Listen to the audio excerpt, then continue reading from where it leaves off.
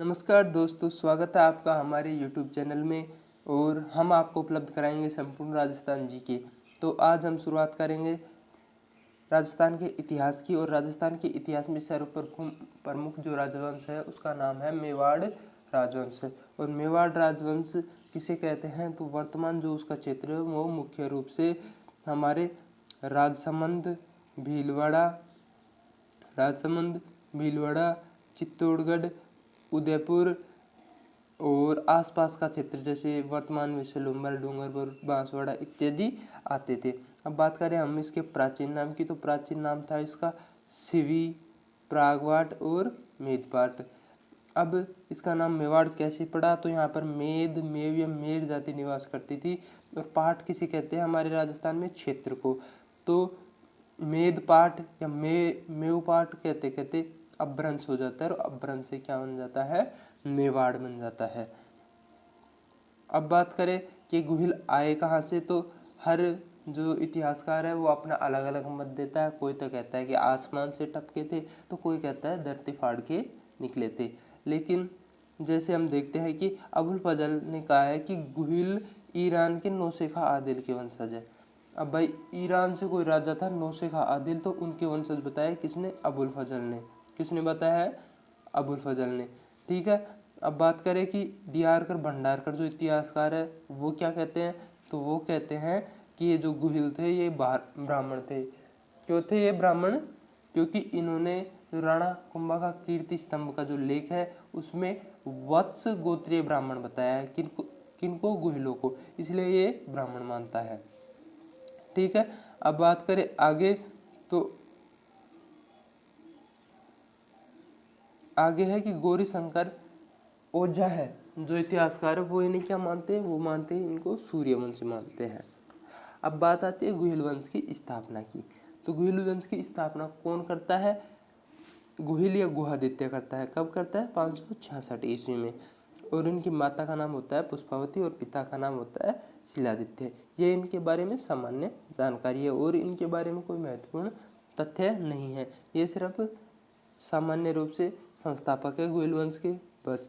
अब बात करें कि इनका नाम गुहादित्य कैसे पड़ा, तो इसके बारे में एक किंवदंती है जो मैं आपको बता देता हूँ कि इनके पिता विदेशी आक्रमण में मारे जाते हैं। तो इनकी जो माता होती है वो गर्भवती होती है, तो वो कहाँ आ जाती है, गुफाओं में आ जाती है। और गुफाओं में इनका लालन पालन होने के कारण इनको क्या कहा जाता है, गुहादित्य या गुहिल कहा जाता है। ठीक है।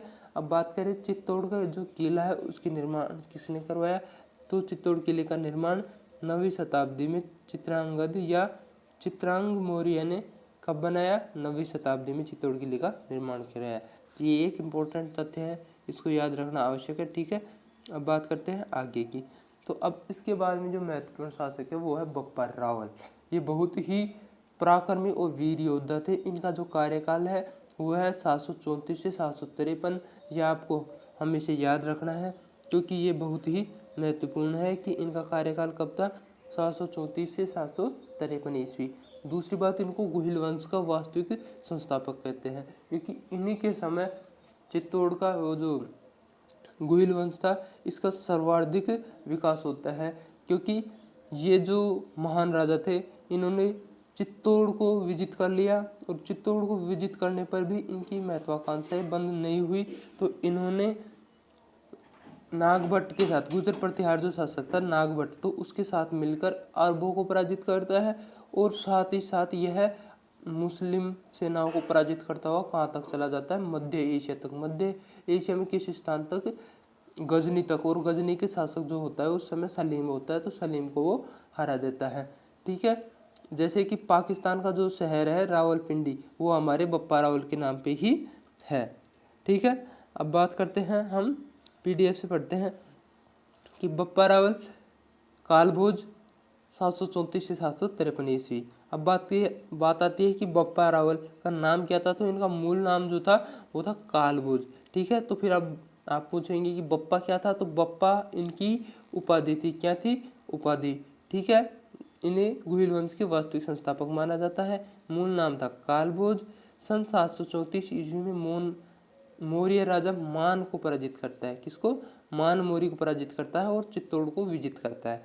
अब बात करते हैं कि ये चित्तौड़ को विजिट कैसे करते हैं। कि बप्पा एक हारित राशि या हारित ऋषि थे, उनकी गाय चराते थे। उन्होंने आशीर्वाद दिया कि बेटा जा तू चित्तौड़ को विजिट करेगा। तो इन्होंने सेना इकट्ठी की और चित्तौड़ को विजिट कर लिया।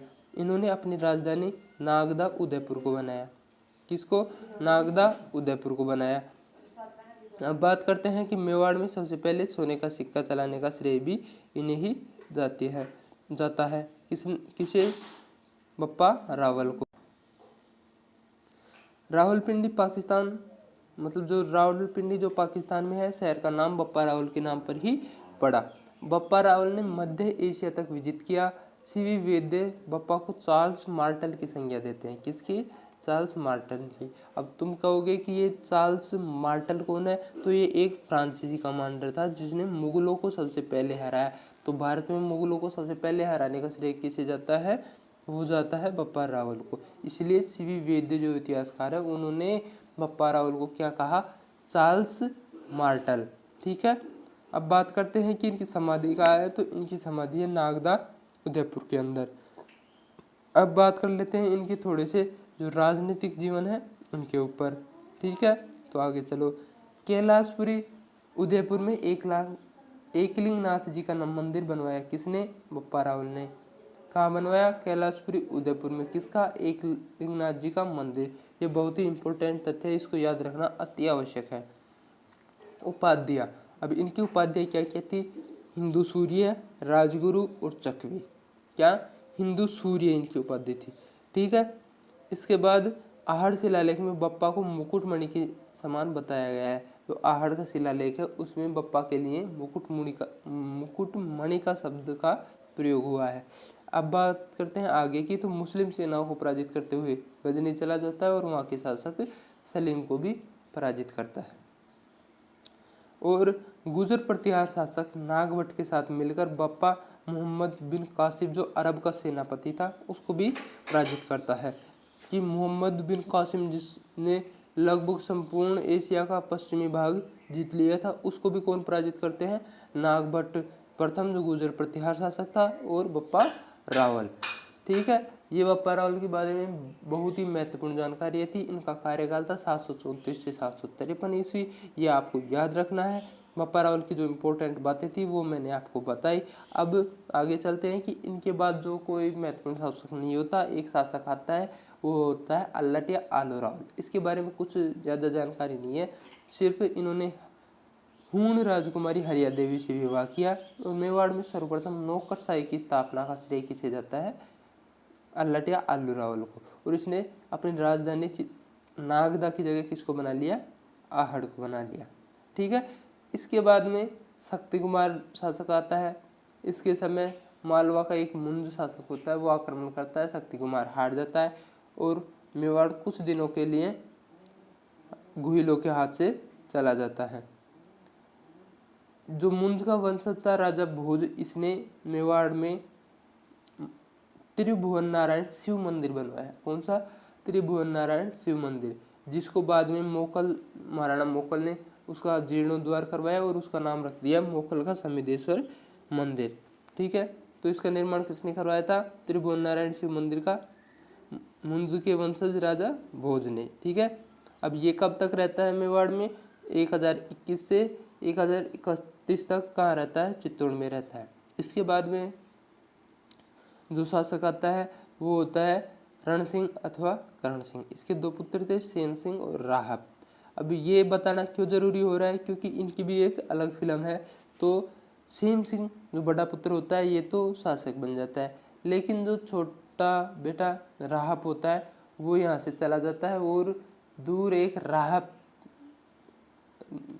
एक सिसोदा गांव था, वहां पर जाकर रहने लगता है। तो वहां सिसोदिया वंश की जो भविष्य में शासन करेगा मेवाड़ पर, उसकी स्थापना यहीं से होती है। ठीक है। इतना ही आज की क्लास में, इतना ही। अगर आपको अच्छी लगे तो आप लाइक करें, कमेंट करें, चैनल को सब्सक्राइब करें। अगर आपको इसमें सुधार की आवश्यकता महसूस होती है तो हमें आप सलाह दें, जिसके अनुसार हम आपके सामने सुधार करके क्लास को प्रस्तुत कर सके। धन्यवाद। जय हिंद, जय भारत।